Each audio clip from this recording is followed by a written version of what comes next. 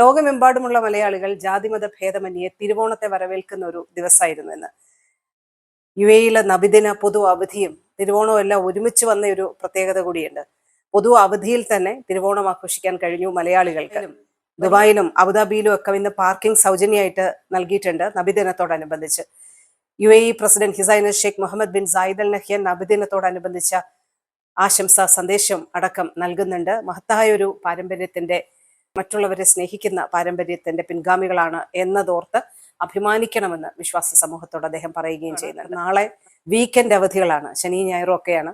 അപ്പൊ അവിട്ടവും ചതയോ എല്ലാം ഈ അവധി ദിവസത്തിൽ തന്നെ ആഘോഷിക്കാം എന്നുള്ളൊരു കാര്യമുണ്ട്. മലയാളികളുടെ ഓണാഘോഷം തിരുവോണം കൊണ്ട് അവസാനിക്കുന്നില്ലല്ലോ.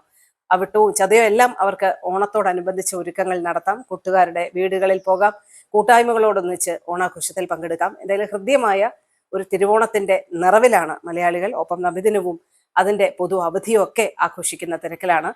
ദുബായിയുടെ സ്വന്തം എയർലൈൻസ് എമിറേറ്റ്സിൽ ദുബായ് ടു കൊച്ചി, അവിടെ നിന്ന് തിരിച്ചും ഇനി ദുബായ് ടു തിരുവനന്തപുരവും തിരിച്ചുമൊക്കെ യാത്ര ചെയ്യുന്നവർക്ക് പാലട പ്രഥമനോടുകൂടിയ ഓണസദ്യയാണ് വിമാനത്തിനുള്ളിൽ ഇന്ന് ലഭിക്കുന്നത്. ബുർജ് ഖലീഫയിലെ പ്രശസ്തമായിട്ടുള്ള അർമാണി അമാൽ റെസ്റ്റോറന്റ് വിഭവസമൃദ്ധമായ ഓണസദ്യയാണ് ഒരുക്കുന്നത്. ഓണസദ്യയോടൊപ്പം നോൺ വെജ് വിഭവങ്ങളും ഒരുങ്ങുന്നുണ്ട് എന്നുള്ളത് കൂടിയുണ്ട്. ഷാർജ എക്സ്പോ സെന്ററിൽ സെപ്റ്റംബർ 7-ന് 10,000-ലധികം അതിഥികൾ പങ്കെടുക്കുന്ന വലിയൊരു ഓണാഘോഷമൊക്കെ സംഘടിപ്പിക്കുന്നുണ്ട്. വിപുലമായിട്ടുള്ള ആഘോഷങ്ങൾ മറ്റ് പല കേന്ദ്രങ്ങളിലും നടക്കുന്നുണ്ട്.